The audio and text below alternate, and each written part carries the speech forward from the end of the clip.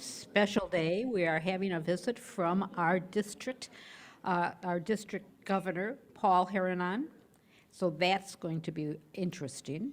Gives us a wider perspective of why we're doing Rotary. We'll do the Pledge of Allegiance. Then Joni Smith will give us a reflection. While she comes up, I will give you a little literacy lesson. So the Pledge of Allegiance. I pledge allegiance to the flag of the United The States United States of America to the and republic to the for which republic it for which it stands, stands, one one nation, nation, under under God, indivisible, indivisible, liberty and liberty justice and for all. justice for all. And as Joni comes up, I will give you a little literacy. And this is from Peter van der Walt, who is a South African writer. And he asks, you want to fix it all? You want to save the world, change the system, ensure progress? Get books into the hands of kids, and all of your work will be done. Joni. As an old English teacher, I find that refreshing. This is a Native American prayer. Let us pray. O great Spirit, whose voice I hear in the winds and whose breath gives life to all the world, hear me. I am small and weak. I need your strength and wisdom. Let me walk in beauty and make my eyes ever behold the red and purple sunset. Make my hands respect the things you have made and my ears sharp to hear your voice. Make me wise so that I may understand the things you have taught my people. Let me learn the lessons you have hidden in every leaf and rock. I seek strength not to be greater than my brother, but to fight my greatest enemy, myself. Make me always ready to come to you with clean hands and straight eyes. So when life fades as the fading sunset, my spirit may come to you without shame. Amen. Thank you, Joni. That was beautiful. You may be seated, continue your lunch. We will reconvene in Good to talk to y'all. Yep. Take care. Welcome back, everybody.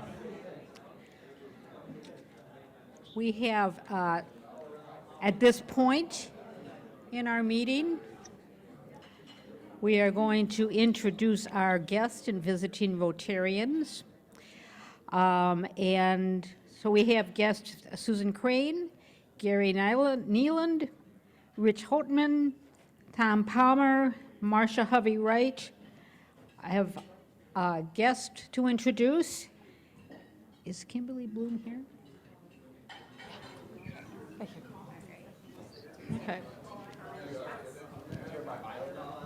Would you, I don't know if I, okay. Here we go. Hi, everyone. My name is Susan Crane, and I'd like to introduce to you again Dimitri Poland. He has submitted his application for a consideration in our Rotary Club, and hopefully he will be inducted sometime soon.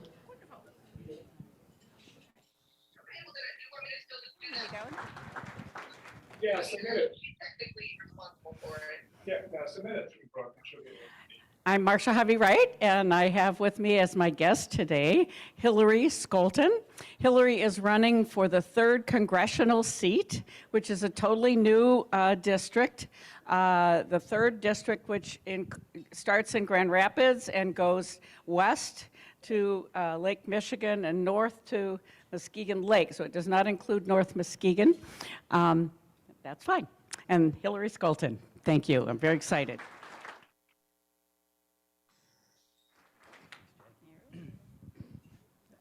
Hit our marks here. Good afternoon, everyone. This is up here. Better?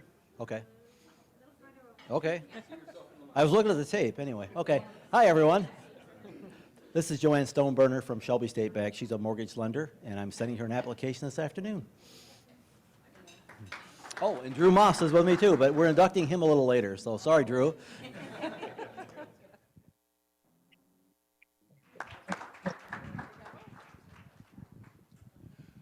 Hello, everyone. We have Rick Chapla back in Muskegon today. Rick is the interim director currently at the USS Silversides. Oh, well, Madam President. Plenty of time for that. Playing Hearts, 1967. Gotta hit your spot.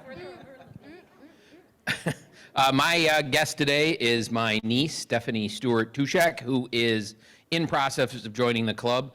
And John Noling wanted to make sure we all know that she's on the staff of the Life Leadership Conference. So,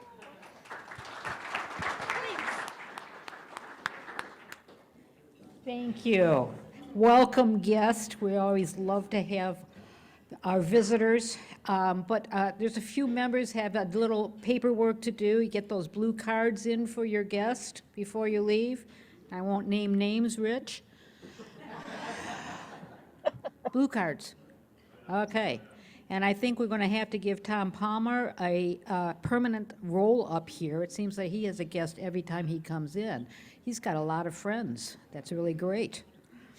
Now we are having our birthday announcements. Amy Seymour has birthday on August 24th, Rich Berry on August 28th, and Jean Fetke on August 28th. When I joined Rotary, I was told that on your birthday, they are going to fine you $1 for every year that you have aged, and they just assume everyone's 100 years old.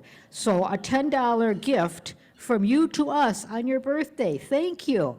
And we will sing to you as you give us the money. Happy birthday to you. Happy birthday to you. Happy birthday, happy birthday. Happy birthday to you. And now we are going to have our program. And the program today is a very special one because we are welcoming Paul Harriman, our district governor. Paul is an acknowledged transformational turnaround leader with 35 years' experience instituting market-focused quality improvement to stabilize businesses, reduce costs, grow revenue, and develop staff. He holds an executive MBA with honors from the University of Notre Dame. He received a certificate of executive integral leadership from Mendoza College of Business at the University of Notre Dame, and has continued his education in leadership and quality improvement processes. Paul also holds a Bachelor of Science in Mechanical Engineering from the University of Notre Dame. Paul has been active in Rotary International for over 25 years, serving as the past president of the Ada Cascade Club. He's past president of the Eastern Charities, which supports nonprofit youth programs, and assistant governor for District 6290. He has been selected District 6290 governor for the 2022-23 term, and he has chaired the club's Life Leadership Program and has served on the board of directors for nearly a decade. Paul was awarded the Paul Harris Fellow Award by the Rotary Foundation and has additionally served as director for 2 nonprofit boards. And we're very happy to greet him. Paul?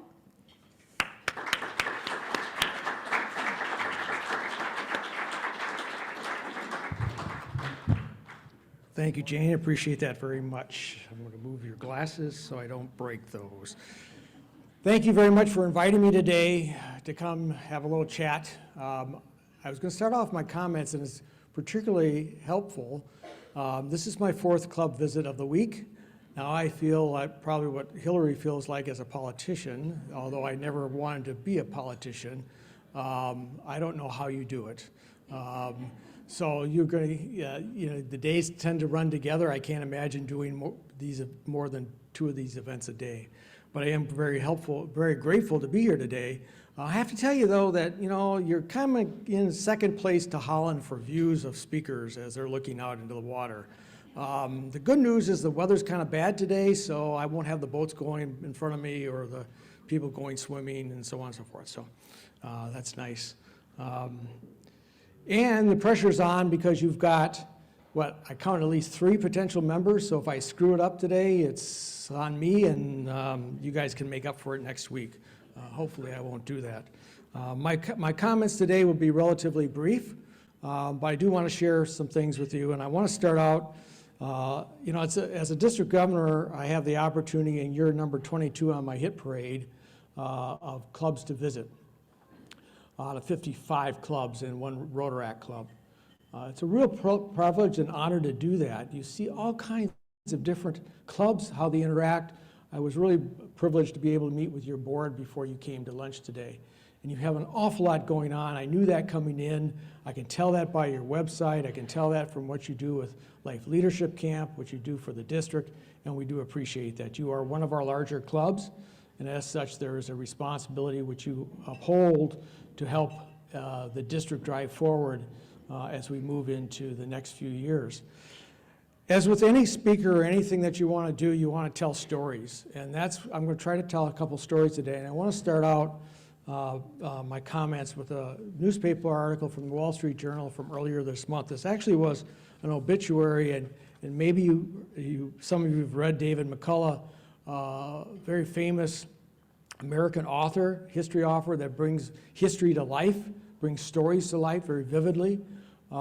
He passed away, and in his last paragraph, I think is very appropriate to start out this conversation today with this quote from him.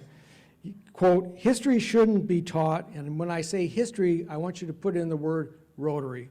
"History shouldn't be taught as a memorization of dates or quotations, or as a huge survey," Mr. McCullough told the Wall Street Journal in 2007.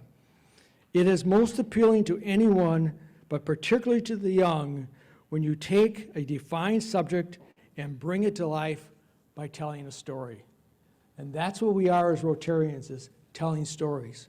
And that's what I'm going to try to tell you today, is a couple stories. A couple stories to help bring home what we're trying to do as a district and what I like to see and what you're doing as a club. So, Mike.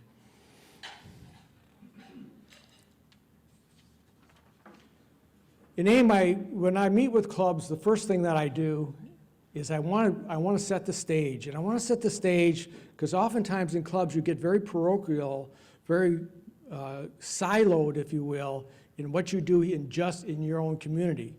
And I want to let you know that in my travels in running and managing, leading large organizations, or working with executives in developing vision statements or mission statements, they oftentimes do this, and the mission statement ends up on a wall as a picture, and nobody ever can recite it, understand it, or even refer to it.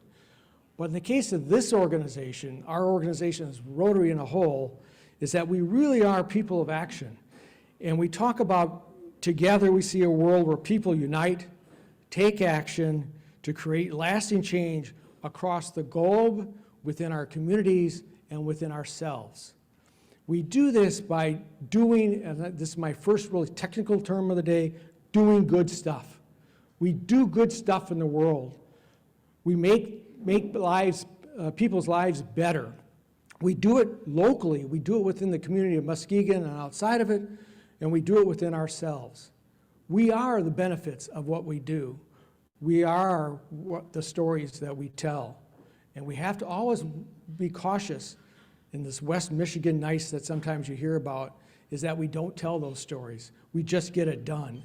But if we invite, as we did today, just a few minutes ago, people to join our group, people with like-minded values, they have to know what story you're looking at. What is it that you're about? What is the value proposition? And so Rotary lays out 4 priorities for us going forward. The first one is to increase our impact, and that is pretty much what it says. Increase our impact in not only what we do locally, but also what we do globally. Because we are an organization of 1.4 million Rotarians, over 40,000 clubs that are doing good work in the world. The second thing Rotary asks us to do is expand our reach. And that is just what it says, but expand our reach in places where we maybe haven't done before, in communities that we haven't either sought out members or sought out opportunities to improve, to really get down and pull that out, to pull those opportunities and those people forward. The second and the third thing is enhanced participant engagement. Nobody wants to come just for lunch. I have a newsflash to you. Even if you've got great cookies in the back, they're not going to come. And trust me, I love cookies. These were pretty good today. But they're not going to come for the cookies, and they're not going to come for the lunch. They're going to come because you're engaged in what you're doing, and you're making a difference. And this club does that, whether it's in the young people, the young professionals, or those older seasoned Rotarians.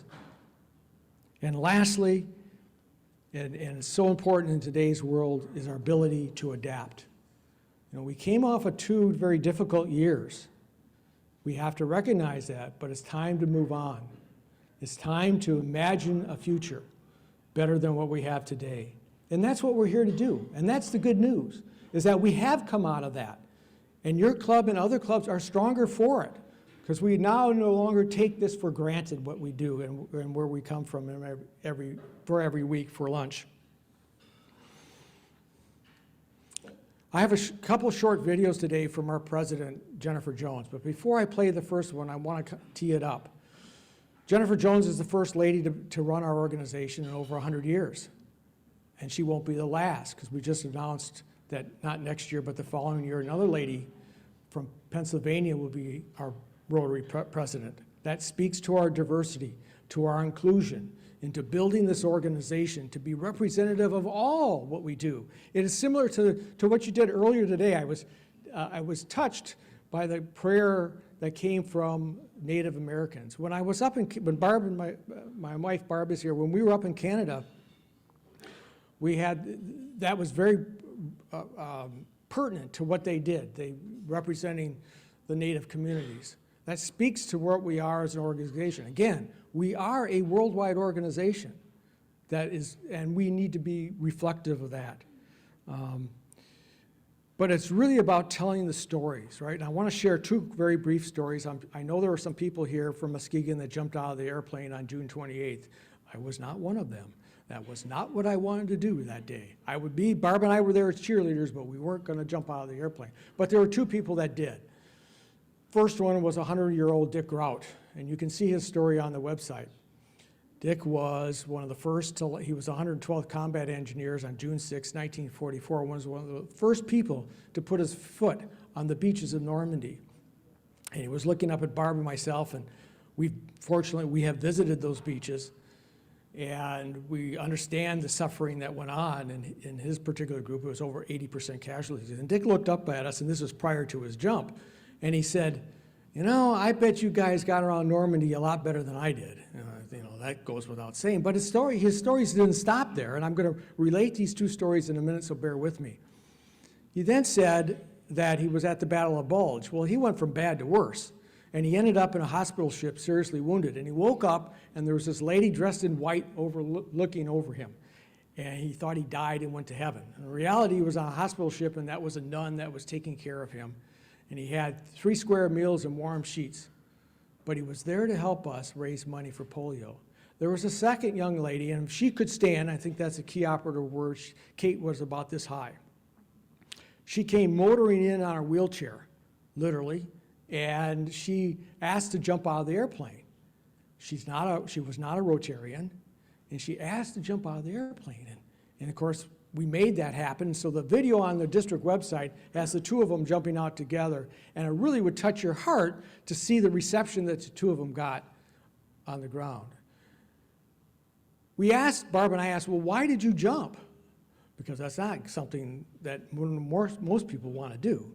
And she says, I wanted to be with people with like-minded values. I wanted to be with people that were making a difference in the world and in our community.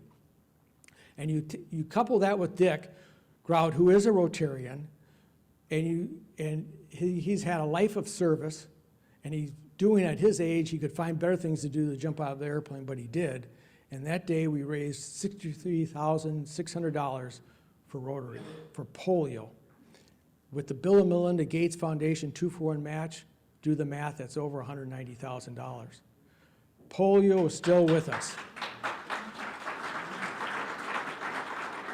That speaks to the testament that we are with Rotarians. It speaks to people seeking out people with like-minded values and desires. So I'm going to play a very short video from Jennifer, and then I'll kind of sum that up.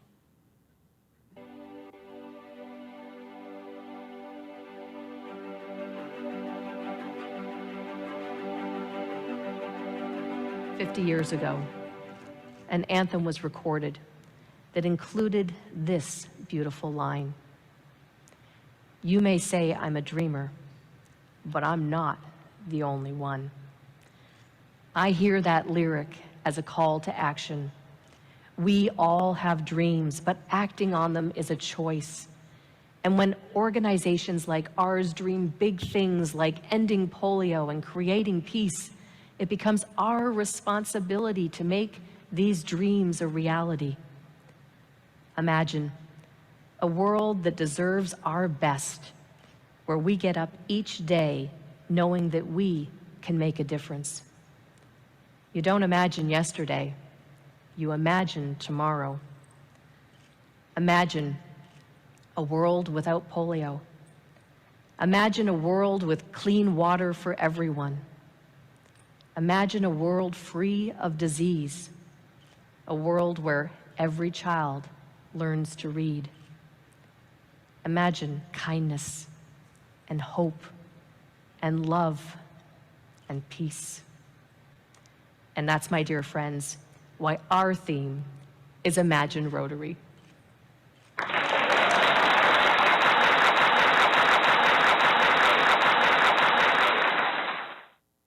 Who would want to be part of an organization that their focus, their mission is polio, clean water, free of disease, every child learns to read, kindness, hope, love, and peace? Who doesn't want to be part of that organization? So when you talk to people within your community, that's the challenge. Imagine who else wants to be part of that. Part of a group of people that their values are very straightforward: fellowship, integrity, diversity, service, leadership. That is what we're about. And we should be on our high horse talking about that. It is a great message. Who wouldn't want to be part of that organization? So I've asked the club presidents, and in fact the clubs, really for this year, 3 priorities. It is a 3-legged stool. The first priority is leadership. Leadership not only for today, but for tomorrow. And what you're doing with life leadership, and John Nolan, is tremendous. You're setting the stage for a better world. That is what we're all about.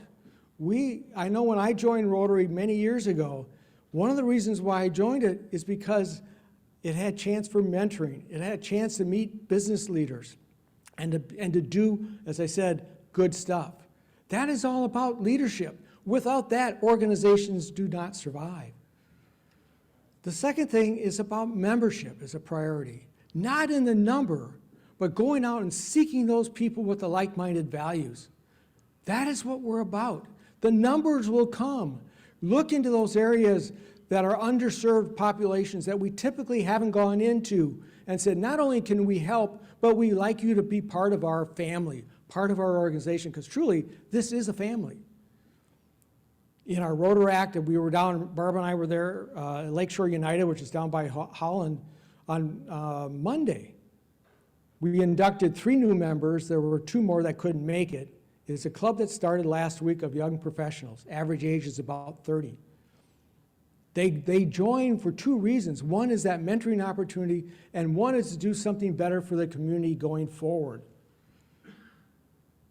And then the last one are these cause-based clubs, which it can be environment, it can be human trafficking. There are many options available to us. So you look at your club and it's big enough that you may zig and zag and do things differently and look in different areas. But those are all finding those people with like-minded values, and that will bring the numbers. And lastly, it is the engine that makes this work. The foundation is what makes our organization do the good stuff. Last year, Rotary International, we did about $440 million of good work across the world and within our communities. Without the foundation, we can't do what we want to do. And it's so important to participate in that. And one of the avenues that we talked about earlier is polio. And probably in the back you can't see this, But polio shots are now being done in New York. We have found polio in New York. We have found polio in London, in the sewage system. Polio is back. When I was a child, our parents worried about it. Younger people here don't know, but it's back. Although we have only 19 cases worldwide so far, it's back, and we have to mind to it. We need to do 440 million shots a year to keep polio where it needs to be, and we've slipped up in the last couple of years. So that jumping out of an perfectly good airplane was a good idea. And it's about the story, right? I was going to share with you a different story about the Ukraine, but you have one right here in your own club, in Marty. You know, what other organization can pivot in a matter of weeks to ask its members to come up with $15 million? And your district is part of that in doing a $25,000 grant towards a large grant to bring aid into Poland and Hungary and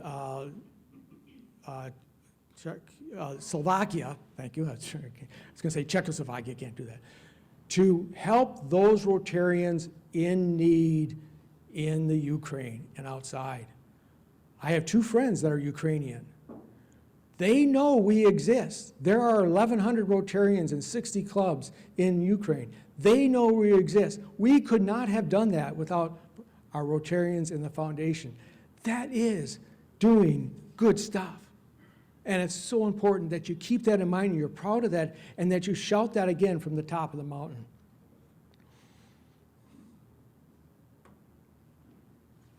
There's one other project that the district is doing that we just started this year. It's called Hand Wash. And it's the Haiti National Clean Water Sanitation Hygiene Strategy. We are what they call a champion district. We are one of 7 in the world that has decided to try to take on this challenge, this huge challenge in the island nation of Haiti,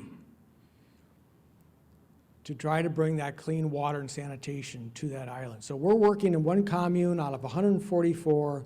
A commune is a county. And we've already dedicated $20,000 of the district resources to begin that effort. It's a 5-year memorandum of understanding that we signed.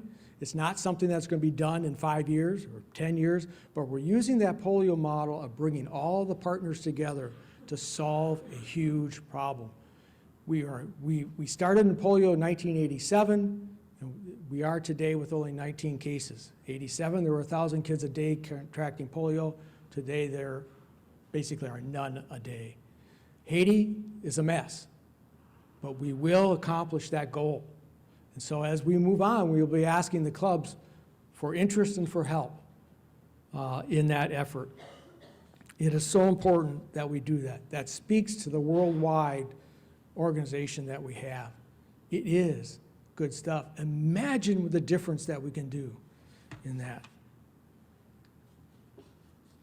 I'm going to close with quickly here with one other video of Jennifer.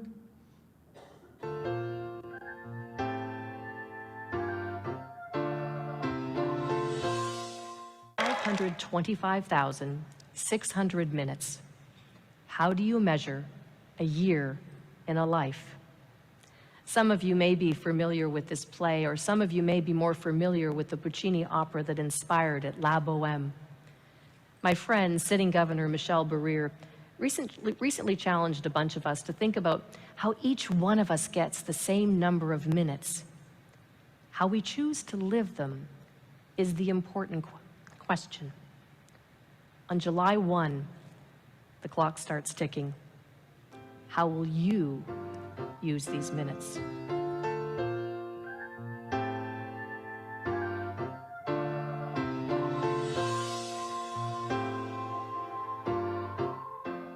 So now you know the focus of the pin, of the banner. It's the 7 avenues of focus that we have. It's about polio, clean water, free of disease, children, so on and so forth, literacy. That is, when you wear that pin, that's what it's telling you. But the bad part about this, Jane, is that you only have 445,000 minutes to go. You're losing about 1,400 a day. I'm going to close here real quickly. 2 public service announcements. This is kind of like church on Sunday or Saturday. First is the September 30th is our foundation event in Spring Lake. And I see Kathy is here, so any questions you can ask her. Our district conference will be downtown Grand Rapids the evening of May 19th and Saturday, May 20th next year, 2023. We invite you to come. At this point, past International President Barry Rassin is scheduled to attend. So I'm going to close you with one last thought. Imagine what more Rotary would do. Imagine the difference, the greater difference we can do. We are an organization of like-minded people that do good stuff. We are a people of action. Imagine what more of us could do to help out this world. Thank you for your time, and I appreciate it very much.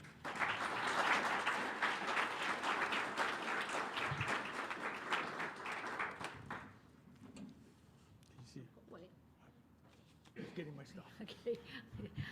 I knew we were going to be inspired by our district governor, and I really do appreciate your time with us, but we still have you up here. So if there's anyone who has questions, this is the time. Here we go. Regarding hand wash, will there be a project of any consequence this coming spring up in Haiti? Yes, there's actually one now. We're still getting our act together. We meet twice a week, one with the greater hand wash, which is with the other 7 districts in the whole organization. And we have one for the district on Mondays. So we have 2 spots, 2 well locations that were identified by the World Health Organization in this little town of Lagon, which is about 388 homes, 75 of them don't even have a toilet. And we're going to try to drill 2 wells. My fear in drilling those 2 wells is the first is you drill and you don't have any water. The second is you drill and you have water, then what do you do with it? We'll cover that. But yeah, that's coming. We're on a fast track. We're very blessed in this district to have a number of people that have a lot of experience in working into impoverished areas, working on water and sanitation, and that's all coming to bear. So yes, to answer your question, there are going to be things to do. We just don't know what the timetable is. We're working on putting those timetables as we speak. Paul, Susan Crane, remind me, our district changed. Can you tell me the district we're in now and a couple of the states that are with us? You mean the zone, Susan? Zone. Yeah. Yeah, this has been an eye-opener. So we are Zone 28. So if you look at the hierarchy, you have districts. A group of districts come together and they form a zone, and the zone then has representation at Rotary International. That's kind of the Cliff Notes version. So we typically are 2 zones, Zone 28 and Zone 32. Yeah. And where that encompasses, you're going to love this. It starts in Bermuda, goes to New York, across the swatch with Michigan. I think Minnesota's in that. It goes all the way across Canada and up into Alaska. Small geographic area. So we are still one of the largest zones. We have a little bit under 2,400, or excuse me, largest district, about 2,400 members. It is interesting, I'll say this real quick, I forgot to mention it, is that, of course, Jennifer Jones comes from a Michigan district, District 6400. In my district governor class, there's 5 of us here in Michigan, 5 districts in Michigan. The next district governor after, in 2 years, is also coming from our area, from Pennsylvania. It's kind of interesting. Does that answer your question, Susan? Okay. Hi, I'm Darlene. Just have a question. Has the foundation, as well as all of us, made any plan to deal with the antiviral, anti-vaccine movement, at why we're probably seeing polio? No. Specifically, that's one of those issues that we have not, to my knowledge, actually approached. We are obviously working on vaccines. That's where we're at. I think it's smart to stay away from the politics side of it, and that tends to get that way. We offer it. We take care of the polio, but we're not into that. We're into disease prevention, so if you want to look at it from that perspective, yes. I think it's one of those careful. And I bring that up because we actually had a club last year in our district that started to pit each other against vaccine, anti-vaccine, publicize, make people feel bad. I think from my own personal perspective, you put the information out there, you do the best that you can, and ultimately it's up to them to make that decision. Paul, follow up on polio over here. Oh, there you are. Yeah. Thanks. Yeah, I see that boat going, no, I'm just kidding. Go ahead. You know, for years, we've been hearing about we're down to 4 countries, then we're down to 3 countries and 2 countries. So clearly the whole New York-London piece was a shocker to the whole system. It's encouraging to hear that we've only had 19 cases so far this year, but I'm curious, particularly with the New York situation, what Jennifer and I's posture and messaging is regarding this whole sort of new black swan that's occurred. Yeah, I think I actually have a document from Rotary that was sent around to, I believe, club presidents and district leaders and district governors and so on and so forth. So here's the situation in New York that they're talking about, and I'll just kind of hit some of the highlights. The victim was never vaccinated. The victim lives in an area with a very low vaccination rate. Back to the previous question, should we make sure that people are being vaccinated or at least make that offer? Yeah, absolutely. The victim was not contagious. The same area had a severe measles outbreak a few years ago with 312 cases of measles. The polio virus strain involved there was not wild polio, so typically what we talk about is wild polio virus. And pushing in the United States, it further says that we do not use the live polio strain or a polio strain in the new vaccines.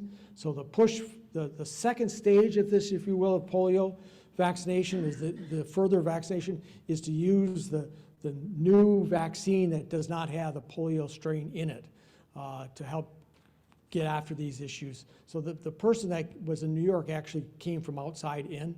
So hopefully that answers your question. Okay. Good questions. I appreciate that very much. Thank you, Paul. Thank you.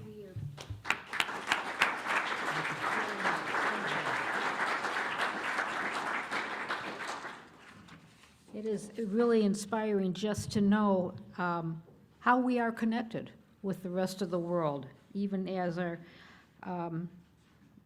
lunch is extremely wonderful and local and elbow to elbow, but in everything we do, we're also touching the whole world. So thank you for that vision for us.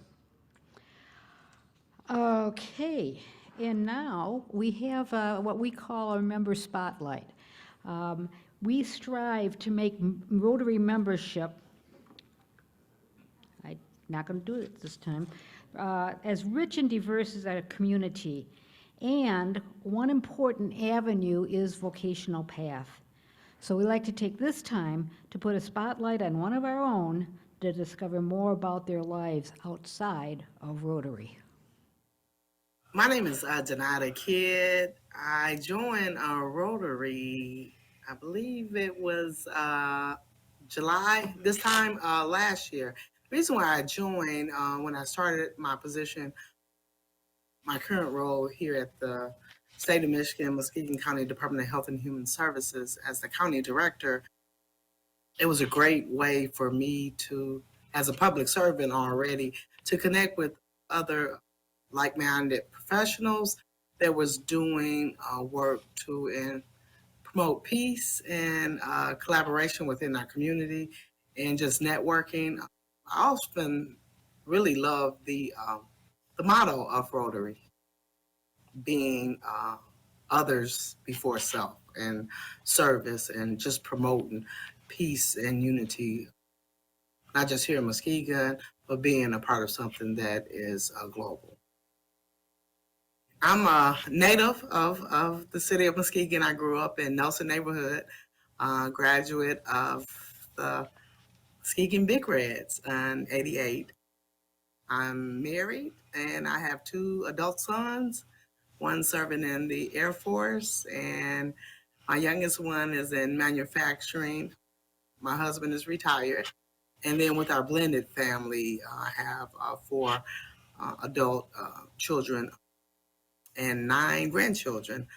One of the things that I love to do is taking long walks on the beach, doing a lot of writing, journaling, and really doing outreach, community, Christian education at my church, Bethesda Baptist here in Muskegon.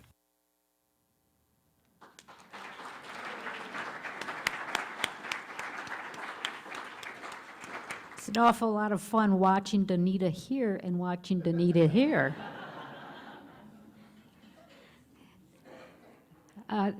We have a honor today of inducting a new member. So would Tom Palmer and Drew Moss please come up?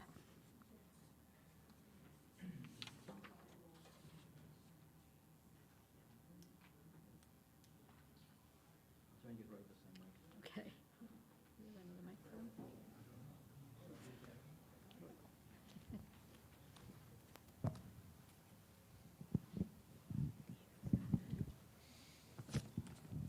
Everyone, I'd like to introduce you to Drew Moss. He is a lifelong Muskegon native who graduated from Fruitport High School and currently resides in the Glenside neighborhood. Drew attended Muskegon Community College for 2 years on a soccer scholarship before continuing to Michigan State University, go Green. Drew was part of the MSU Student Economics Club and graduated from MSU with a bachelor's degree in economics. He was hired into Shelby State Bank as a credit analyst, where he worked for 2 years before taking on the role of senior credit officer and eventually taking on the role of commercial loan officer. Drew currently works out of Shelby State Bank's North Muskegon office and services all forms of business along the lakeshore from the Grand Haven area to the Whitehall area with a focus on Muskegon. Drew has continued to stay involved in the Fruitport community through various fundraisers and programs held for the athletics department, as well as spending the past 4 years as head JV and assistant varsity soccer coach. He is looking to continue to grow his involvement in the Muskegon community and is looking forward to being in our club. Please welcome Drew.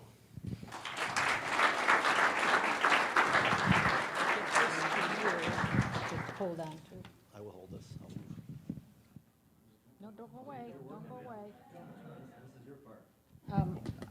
I'll just, I want to use my own mic. Oh, okay. I don't want to have mics. Okay. It is the duty of the Rotary Club to add new members from time to time so that we might not only increase our usefulness and influence as a club, but also to extend the spirit of Rotary throughout the community. Today, I welcome into our ranks and admit to membership Drew Moss.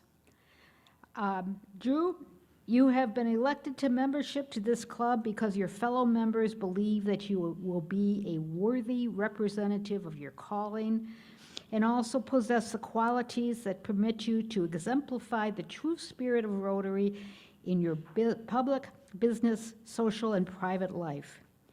I wish to impress upon you that you have been admitted not only to the Rotary Club of Muskegon, but a worldwide association, and by virtue of your membership to this club, you will be welcome into the fellowship of any Rotarian club in the world. Well, the honor and the privilege of Rotary membership carries with it duties and obligations. You will be expected to attend the club meetings regularly, to perform your share of club service, and to place your knowledge and talents at the disposal of the club in its task of carrying the principles of Rotary into the daily life of the community.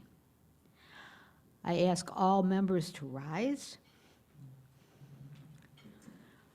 Rotarian Drew, in the name of the Rotary Club of Muskegon, I now formally admit you into membership of this club and affix to your label our emblem. Fellow Rotarians, I commend to you our newest member, Drew Moss, and charge you all to welcome him.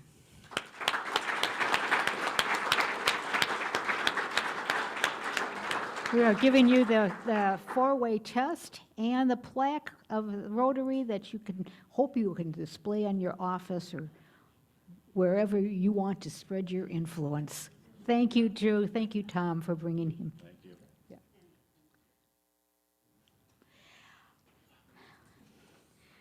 We have now an announcement from Joan and John.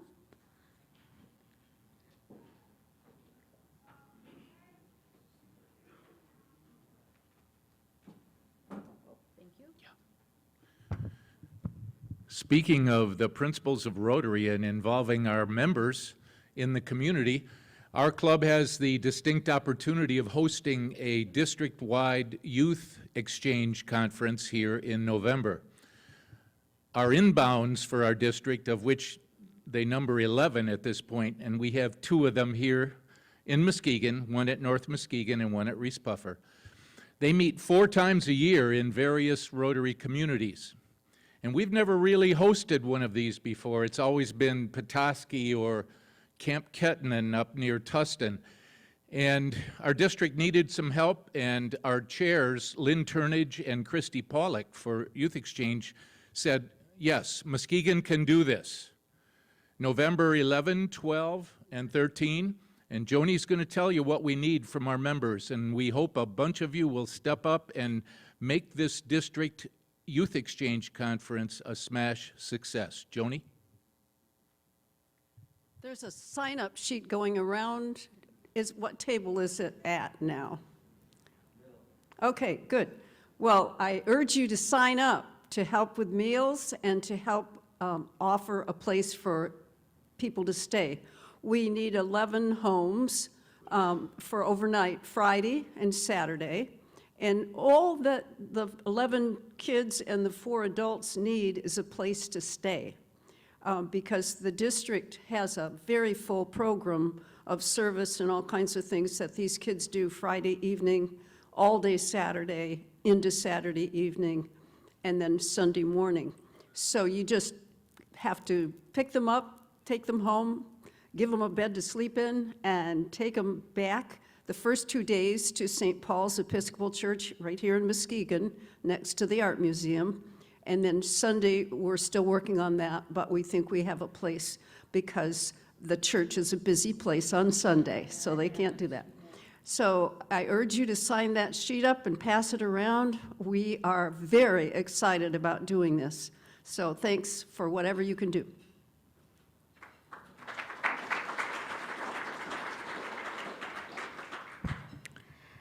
And now, for all of you hopeful people, we'll have our raffle. And who's doing our raffle? Frank. This is for $20 right here. 561.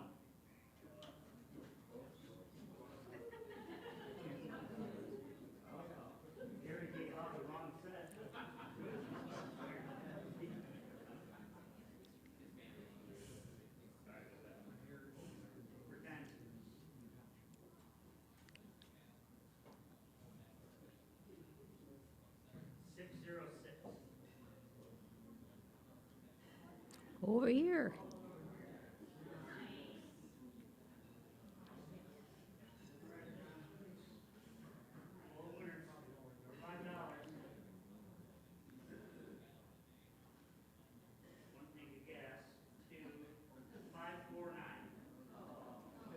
Hey.